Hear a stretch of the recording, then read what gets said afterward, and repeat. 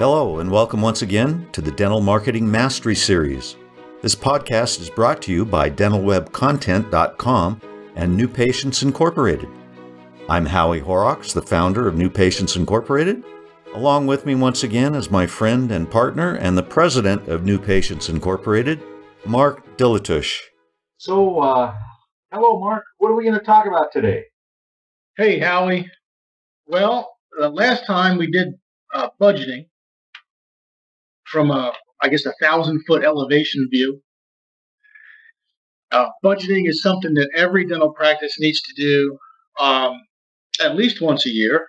We don't necessarily care what time of the year you do it. It doesn't have to be January 1st. It can be whatever time you want, but you really should review your budget at least once a year.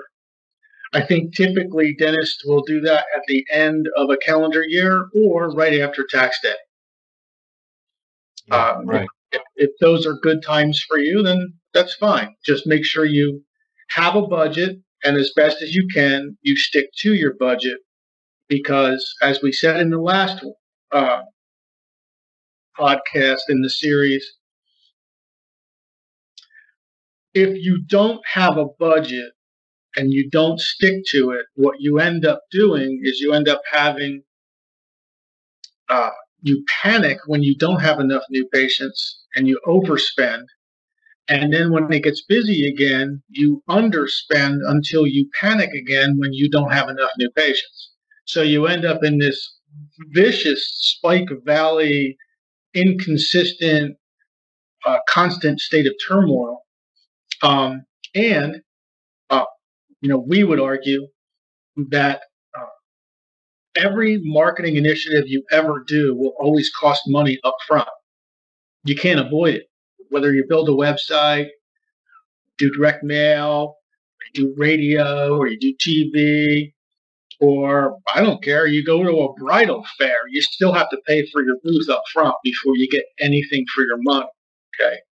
So paying for marketing up front and constantly starting and stopping is really the most expensive and the highest risk marketing you can do, which is a great segue into what you do once you have a budget, a total budget.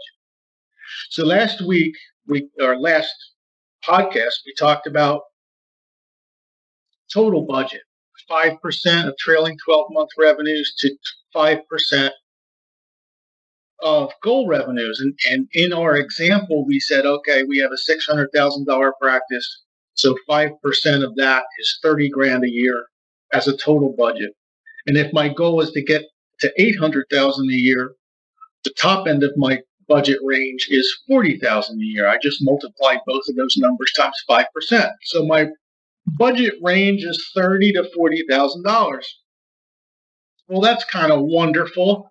If you stop there, at least you know I'm going to spend about $3,000 a month, and I'll be somewhere close to my budget at the end of the year. But really, one of the main questions you have to answer is, what am I going to spend that money on? When you consider what you're going to spend your money on, almost any business owner anywhere, let's separate ourselves from dentistry for a second. Almost any business owner anywhere will say, I want to spend my marketing dollars on the things that are most likely to give me a return. Would you agree, Howie? Yes. Have you ever met a business owner that said, you know what, I feel like gambling today? Well, I do live in Vegas, so yes, I have. Okay, all right. Well, outside of where you live, have you ever had a business owner, or a dentist for that matter, come to you and say, you know what, Howie, I need more uncertainty in my life. I'd like for you to take a complete and total gamble with my marketing dollar. In 27 years of doing this, has any dentist ever walked up to you and said that? No, they haven't. Oh, okay. So we're still waiting then. Okay. Yeah, we are. Although indirectly they do, if they request, that we do something that hasn't been tested, or that's a gamble. Okay, right. Well, we'll get into we're going to get into cookie cutter and customized and all that stuff a little bit later in a future podcast. For now, what we're talking about is, all right, I have my total budget. Almost anybody can do math. It's pretty easy.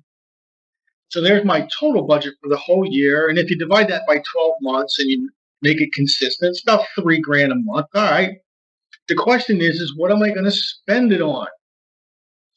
Do I put it all on cable TV? Do I put $3,000 a month into the radio? Do I spend $3,000 a month hammering away just at my own existing patients because I'm afraid to go outside the practice and promote my practice? What do I spend my $3,000 a month on? And the answer always starts with what poses the least risk. So let's go down the list of promotion mediums in dentistry that pose the least risk to your marketing dollar. And I'm sure some of these will be obvious. And I'm quite sure we're going to surprise a few of you with a couple of statistical realities.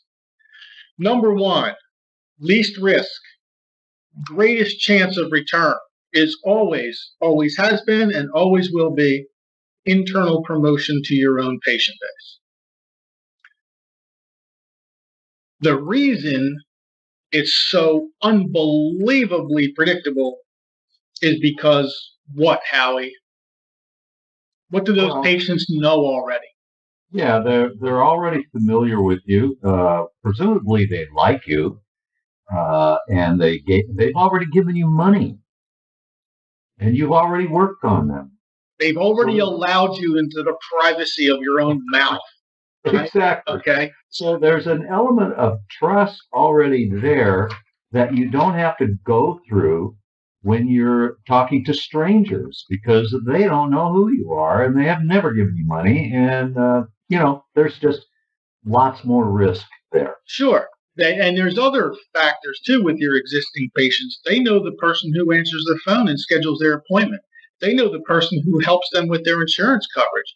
They know where your parking lot is. They know where your office is located. They know the traffic patterns in the area. There's a million reasons why your existing patients are the perfect place to invest marketing dollars on a consistent basis. Now, what's the number? The number is 5 to 10% of your total annual budget. So in our example, somewhere between $3,000 a year and whatever, $5,000 a year, somewhere in that range.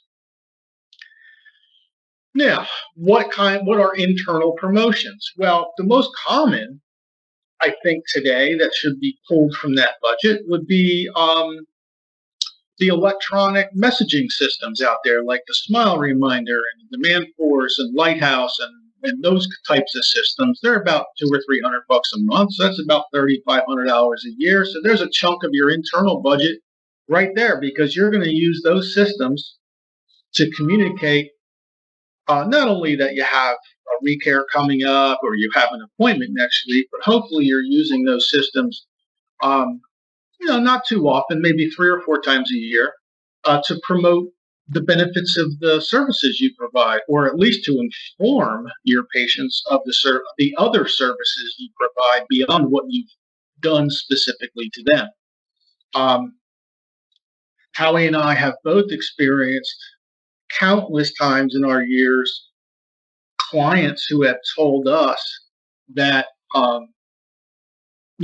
they have a problem or they must have a problem because they just had a patient come in with 8, 10, 12 beautiful looking veneers that they didn't complete. Some other dentist completing them.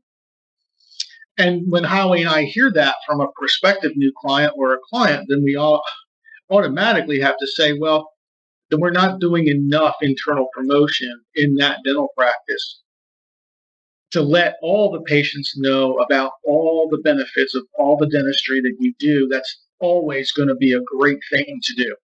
We will caution you that you can overdo it We typically stay within that 4 to 6 times a year range with informational pieces to existing patients. And there's a general rule with existing patients, and it's completely the opposite than the general public. The general public, you promote as many of your marketable attributes as possible. With your existing patients, you promote one marketable attribute at a time. Do not send your patients newsletters. They will look at them, decide immediately that there's too much to read, and they will not read them.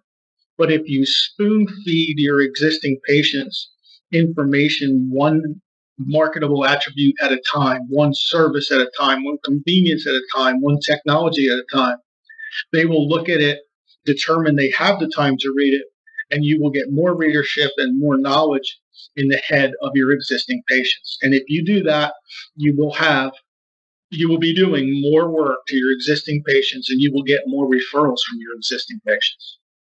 So that's internal promotion. After internal promotion, believe it or not, this is where it will probably surprise you. If you do direct mail properly, it will work in 96.4% of all the markets in the U.S. That is 0.4% higher than the internet. They are neck and neck as far as predictability. The reason why mail is still king or queen is because it is the only media type, promotional media type, that you can target in such a refined fashion that you can drive your per impression cost way down, and you can drive your predictability way up. There is no other medium where you can say, all right, give me all the people around me within a certain drive time, with a certain income, with a certain marketability index, with above a certain credit rating, and only deliver the message you want only to those people. So the waste with properly done direct mail is almost zero. And it's really the only medium that you can say that for. Now, after direct mail, and when I say direct mail, I mean all forms, postcards, trifolds, quadfolds, brochure types, magazines. There's all kinds of forms of direct mail. But from a global standpoint, you can call them direct targeted online media. And what you want to do is you want to pair that up with a good online presence. Because remember, well, which, by the way, is next in line. Your website, SEO, social media is going to prove out, if it's done properly, it's going to prove out to be successful in 96% of the U.S. markets. So if you're going to invest your money in order of predictability, that's the order. Internal promotion, properly done direct mail, and properly done internet strategies are the cornerstone foundations of every good, sensible, long-lasting, great ROI marketing plan for almost every dental practice, almost anywhere. I mean, we haven't found a variation or too many variations, maybe 4% of the country. But heck, if it's 90-some% predictable, that's a pretty good bet.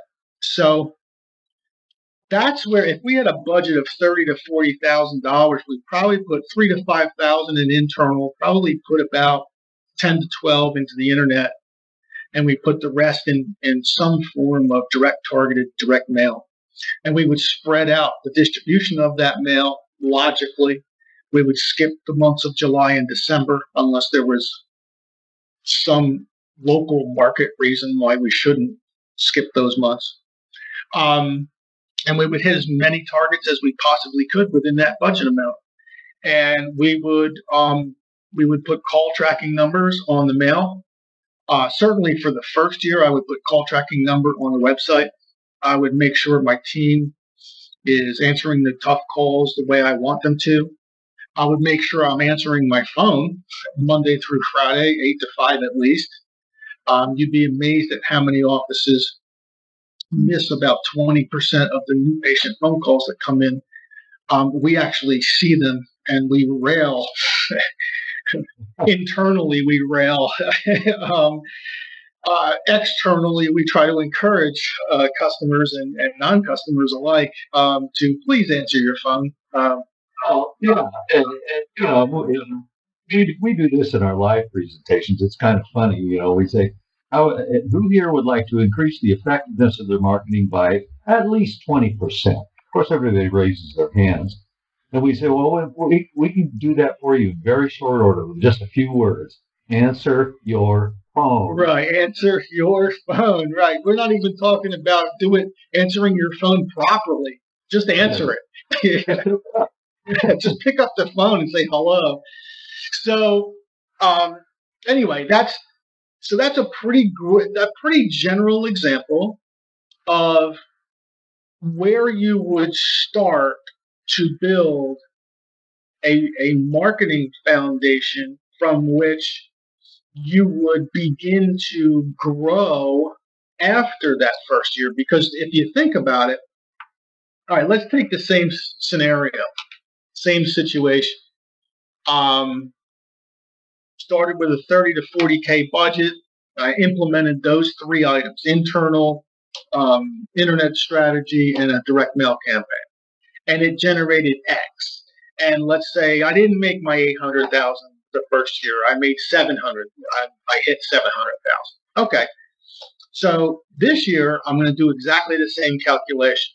So now my budget's, the bottom is 35,000, but instead of wanting to get to 800, I want to get to 900. So my bottom is 35,000. My top is 45,000. But wait, here's where it really starts to kick in. Is I don't have to go buy a website again. Not if I did it right.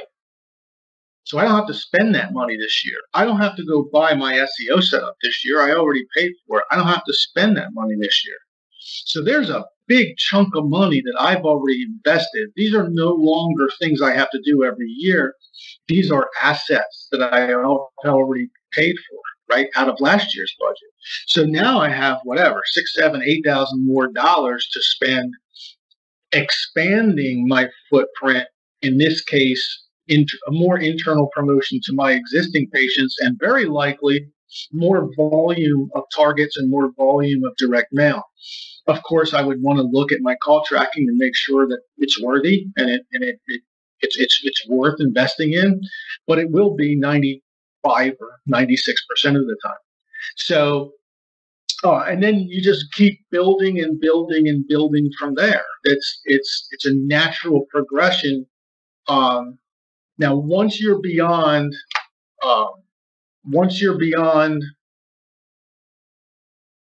direct mail and the internet, we move into the print media, which many of you are probably thinking, man, I don't even know if my area has a newspaper. So when I say print media, I mean newspapers and magazines. Newspapers have gone through a renaissance. You either don't have a viable opportunity or you have a tremendously viable opportunity. It's like a black and white scenario in most U.S. markets. If your newspaper has transitioned over into micro local information, it's probably gotten a lot smaller. But if it looks trendy, if it looks like it has information that young families would thirst for, that young families can't get elsewhere, then they've made a successful transition. If your local newspaper looks like it looked 15 years ago, they're about ready to die. They're going to go away.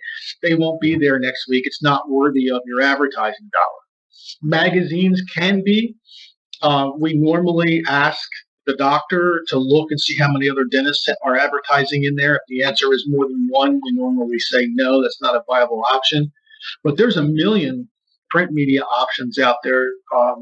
Church bulletins, there's subdivision newsletters, there are 55 and over, adult community newsletters. There's all kinds of print media possibilities out there. You just have to rattle the trees to find them. They can be gold because the cost of advertising in them is very low, and the targeting is wonderful because the community is, let's say, right next to your dental practice. So you don't have any geographic waste in that advertising dollar like you would if you invested in, I don't know, the Cincinnati Herald that covers an 80 square mile, swath of land. So the print media is next. After that is mass media. And the order there will be radio, then TV, then billboards. So there's your list. There's your list from least risk, internal promotion, all the way to most risk, which is billboards. So you invest in order.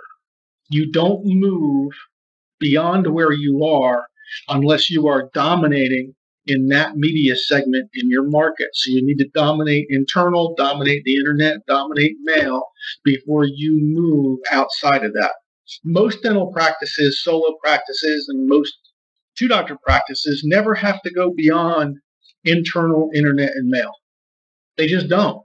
They get to capacity, they stay at capacity. Average revenue per patients are very high if they do it right, and they really don't need to go beyond that. That's really up to the aggressive nature of the doctor, how big they want to get, the owner, how big they want to get, and the capacity of the dental practice. So that's a snapshot of how our minds work when a dentist calls us or emails us or goes on to our website and clicks that revolving client survey button that's in the middle of every page and says, what should I do with my marketing dollar? We do the math for them, and then we allocate the budget based on risk. We don't want to put your marketing dollars at risk any more than you do. We're not gamblers with our marketing budget. We certainly would not be able to sleep at night if we were taking undue risks with our clients' marketing budgets. So, but that's the logic behind some of our work. That's how we come up with the decisions we come up with. It's all based in tracking all those phone calls and all those results for all these years through all those mediums that allows us to make guidance decisions based on statistics. So that's budgeting part 2, or budgeting expanded. We look forward to taking that knowledge a little further in our next podcast. Howie, you got anything? Got a snappy close? No, I haven't got a snappy close. I just wanted to make one mention. We are assuming that the practice and the budget that we just described is applied to an existing practice. It's different with a startup. Correct. A little bit, not a lot, a little bit. To which I would add, of course, you got to have a sign outside your door to let people know where you're at. But aside from that, it's pretty much the same progression for a brand new startup as it is for an existing. It's just your budget's going to be a lot smaller. That's all. You won't be able to do as much as you like. But if you stick with the least risk philosophy, which is what we build our whole business around, then you're going to eventually be just fine. Yep. You won't be throwing your money out to the wind and hoping something sticks. It just you won't be doing that. It's a horrible way to market. So, anyway, thank you all for tuning in again, and we're going to see you next time. We hope you've enjoyed our podcast today. You can find more podcasts on our YouTube channel, on Stitcher, and iTunes. Also on our websites, dentalwebcontent.com and newpatientsinc.com.